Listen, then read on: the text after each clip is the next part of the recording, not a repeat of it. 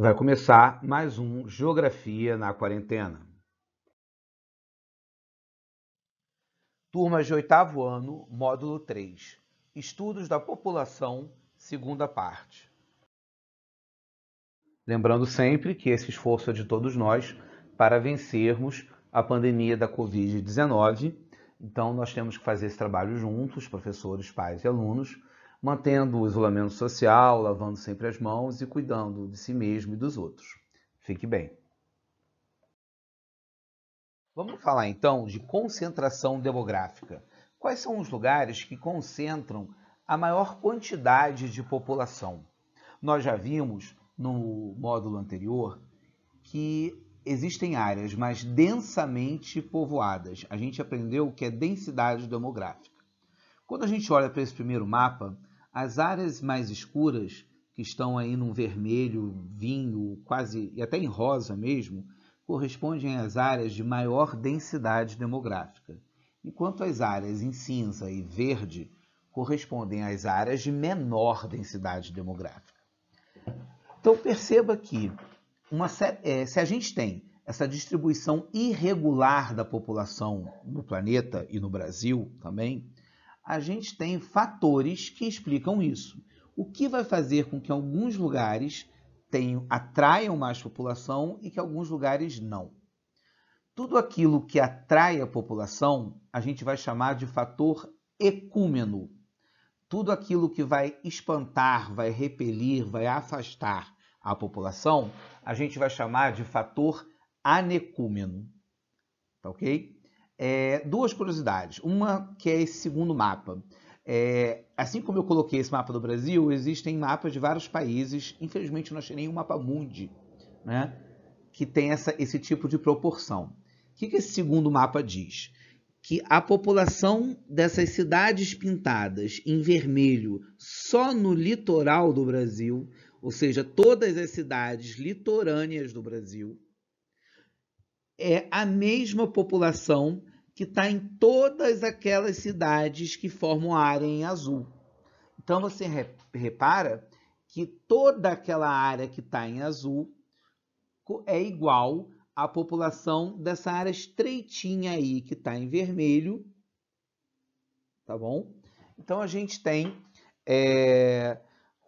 muito claro como é que o litoral é o principal fator que atrai a população. A maior parte da população mundial está no litoral ou próximo dele. Para vocês terem uma ideia, nós não moramos numa cidade que tenha praia. Teresópolis não é uma cidade de praia. Ao contrário, é uma cidade de serra. Mas Teresópolis é uma cidade considerada próxima do litoral, porque está a menos de 100 quilômetros, bem menos, se você considerar o fundo da Baía de Guanabara, bem menos que 100 quilômetros do litoral. Então, toda essa faixa próxima ao litoral corresponde à faixa que concentra a maior parte da população do Brasil e do mundo. E aí uma curiosidade, né, dessa palavra ecúmeno, uma palavra diferente, mas que a gente já ouviu algo parecido, ela vem do grego, né, que significa a parte habitada, a terra que está habitada. E aquela palavra ecumênico, de culto ecumênico, né, que junta várias religiões, teria o significado de juntar todos que habitam, né? A totalidade. Vamos perceber então agora quais são os fatores ecúmenos que atraem população e quais os anecúmenos que repelem. Pois bem, o que atrai população? Áreas próximas ao litoral, sempre é o principal fator, margens de rios, sobretudo rios mais largos, né? E de lagos, todas as áreas de planícies férteis ou planícies que são pelo menos agricultáveis, né? Áreas em que você pode plantar. As áreas urbanizadas, é óbvio, né? Mais recentemente com a urbanização, a gente percebe que as cidades atraem população. E climas mais amenos, climas temperados, climas quentes, né? Climas não extremos. Já os fatores anecúmenos são climas extremos, como, por exemplo, as grandes áreas geladas do planeta, como a Sibéria, a Groenlândia, a própria Antártida inteira. As áreas desérticas também, porque você não tem uma possibilidade de cultivar. As áreas muito montanhosas, pelo mesmo motivo. As áreas de solo pouco férteis ou arenosos, ou áreas que têm uma concentração de vegetação tão densa que dificulta a ocupação por pessoas, que são as áreas de selva, as selvas tropicais, como a Amazônia, a selva do Vietnã, a selva africana. Embora a gente precise perceber que o desmatamento é um fator que anula a anecomicidade das selvas. Então, a gente tem algumas regiões da África, como a Nigéria, em que originalmente a gente tem uma vegetação de selva, mas o desmatamento é tão grande que você tem uma imensa concentração demográfica. Tá bom? E vamos falar agora do cerne desse módulo, do coração desse módulo, que é a estrutura etária e sexual. Né? A gente, em geral, percebe que a estrutura etária e sexual é a principal forma de mostrar a organização de uma população. Como uma população está organizada, como uma população está dividida por faixas etárias, ou seja, por faixas de idade, e por sexo. O sexo é uma coisa complementar aí na pirâmide etária. Na verdade, nenhuma pirâmide etária, ou raras são as pirâmides etárias, que apresentam uma diferença marcante entre a população de homens e mulheres. Quase sempre a gente tem uma população de homens maior no nascimento, nasce um pouco mais de homens do que mulheres, porém, ao longo da pirâmide, a partir do final da infância e da adolescência, a gente repara que existe uma concentração maior de mulheres do que de homens em praticamente todas as pirâmides etárias de qualquer país do mundo. E isso acontece porque a mortalidade dos homens é maior que a mortalidade das mulheres. Por quê, professor? Porque a gente tem, desde a infância, a gente tem homens sendo mais expostos à mortalidade, por uma série de fatores. Na infância, de repente, você tem o garoto que está soltando pipa na rua, leva atropelado e falece. E a maior parte das meninas estão brincando em casa. Ou a brincadeira do garoto está lá na laje pulando, pode cair, pode morrer. A mortalidade de meninos é maior que a mortalidade de meninas, sobretudo por traumas, por morte de algum agente externo, não doença. Da mesma maneira, quando a gente tem na adolescência e na juventude, a gente tem muitas mortes por violência, que afetam mais homens que mulheres, muitos acidentes de trânsito, que afetam mais homens do que mulheres, e também a questão de guerras ou conflitos armados, militares ou não, em que a gente também tem uma mortalidade de homens maior do que a mortalidade de mulheres. Mas isso, na verdade, é um detalhe, mais uma curiosidade. O que é fundamental, realmente, na pirâmide etária, na estrutura etária, são as faixas de idade.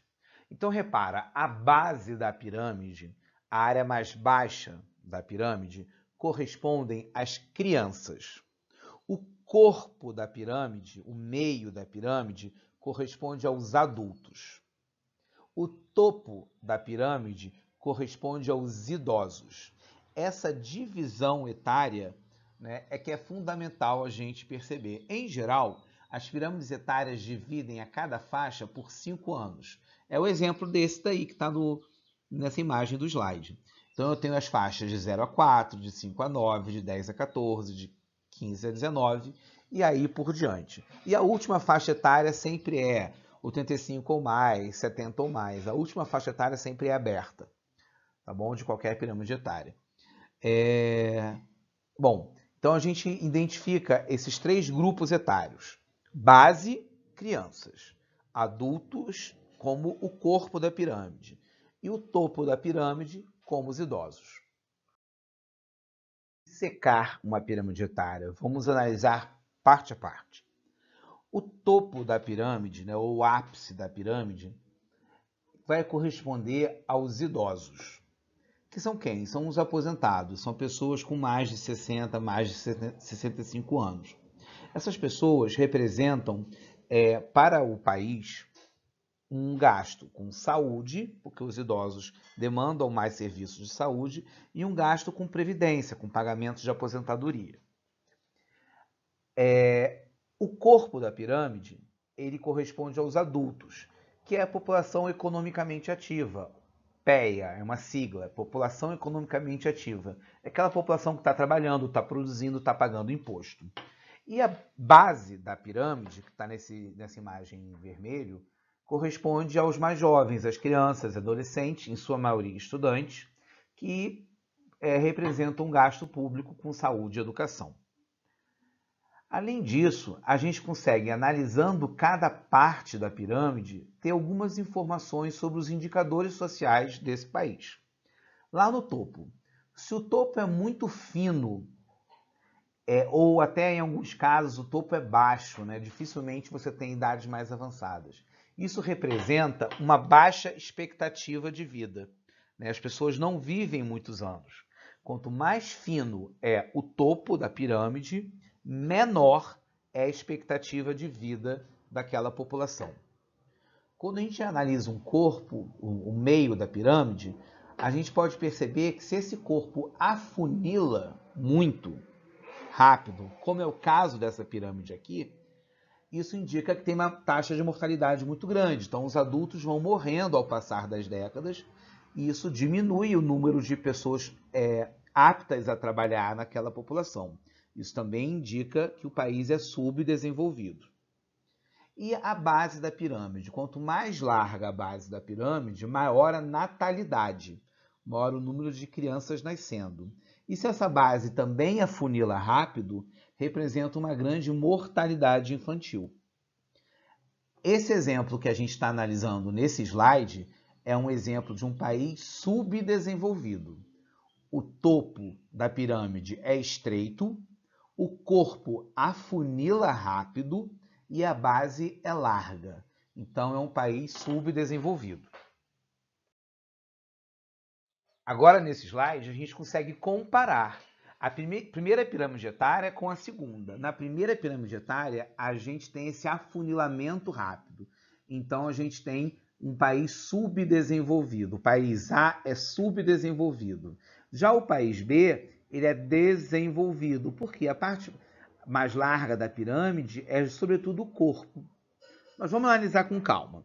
Vamos analisar a primeira pirâmide. Topo estreito, baixa expectativa de vida.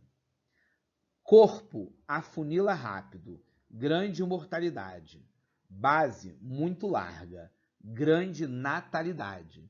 Conclusão, o país A é subdesenvolvido.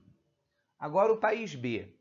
O topo é bem mais largo, ou seja, maior número de idosos. A expectativa de vida é bem maior. O corpo, ele é a parte mais larga da pirâmide. Então a gente percebe que a mortalidade não é alta. E a base já está estreita. Então você repara que há um certo controle de natalidade, que a natalidade está diminuindo. Esses três indicadores nos mostram que o país B, o país aí da direita, é um país desenvolvido.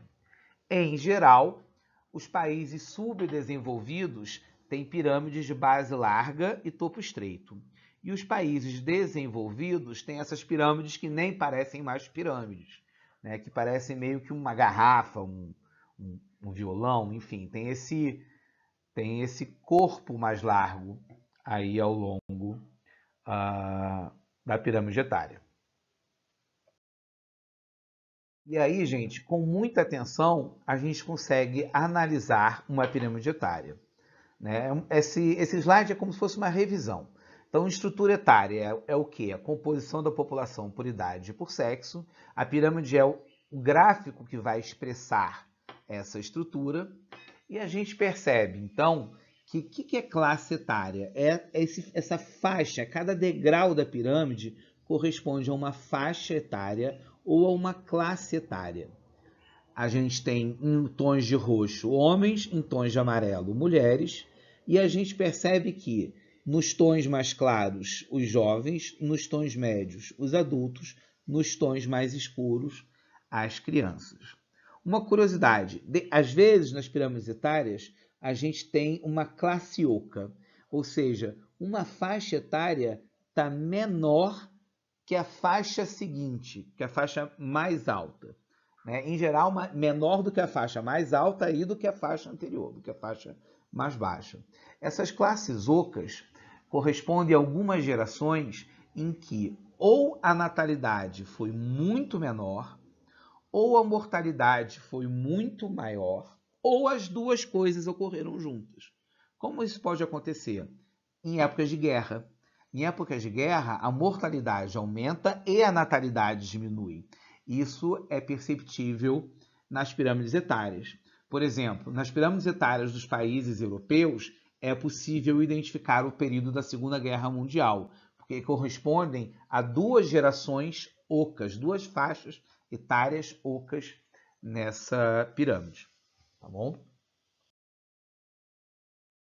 Aqui nesse slide, a gente está vendo uma representação simplificada das pirâmides etárias. Repara que não tem os degraus definindo, tem apenas as formas aparentes delas. Para que isso está assim simplificado? Para a gente perceber que através das pirâmides etárias é possível analisarmos a transição demográfica de um país. Lembra que a gente viu no módulo anterior que a transição demográfica era a evolução do crescimento vegetativo? No começo, a gente tinha uma grande natalidade e uma grande mortalidade. Em seguida, a mortalidade caiu, o crescimento demográfico foi grande, o crescimento vegetativo foi alto, e depois a gente tem uma tendência à redução desse crescimento, desaceleração do crescimento e a um novo equilíbrio. A gente pode expressar isso também pelas pirâmides etárias. No primeiro estágio, nós temos uma natalidade muito grande, porém uma mortalidade também muito alta. A pirâmide afina muito rápido. No segundo estágio, é o estágio de grande crescimento populacional. Você repara que a natalidade continua alta, mas a mortalidade já começou a reduzir. A pirâmide já não afunila tão rápido. E é o formato mais piramidal, né, mais geométrico da pirâmide etária. Corresponde ao momento de grande crescimento populacional.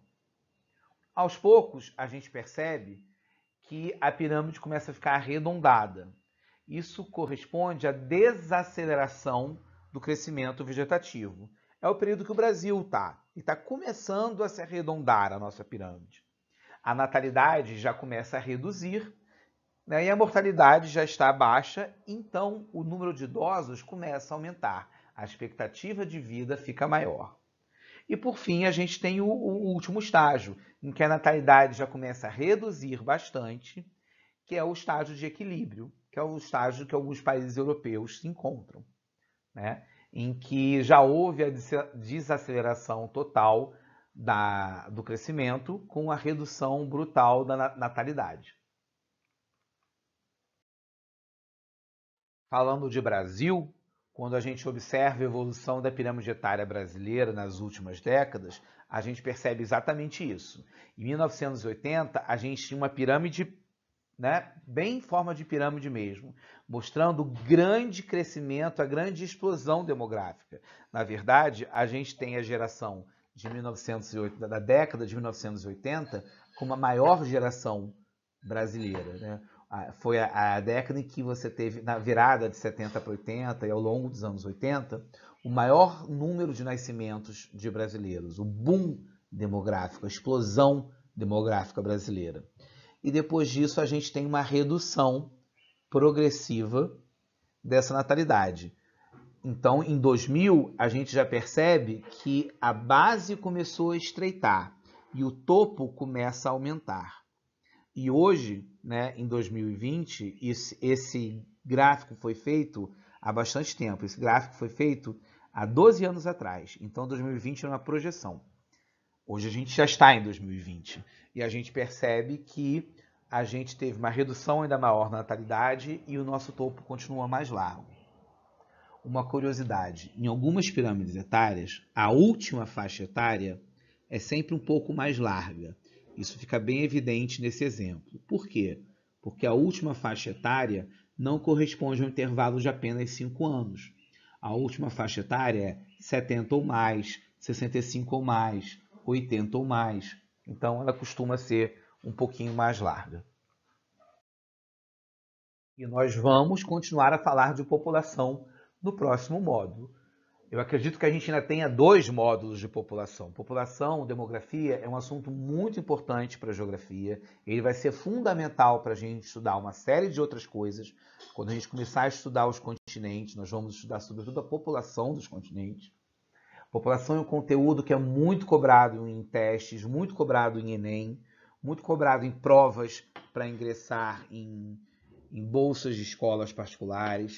Então, é um conteúdo muito importante de geografia. Eu estou complementando esse módulo com 2 indicações aí para vídeos no YouTube. Grande abraço. Finalizando, lembrando sempre que isso é uma oportunidade para a gente trabalhar junto, famílias, alunos, escola, e que a gente precisa dar uma olhada nesses links, pesquisar, isso é muito importante, isso é uma oportunidade para o aluno aprender a estudar com os próprios pais e dizer que a gente está no momento de se cuidar mais do que qualquer coisa, tá bom? Fiquem bem todos vocês.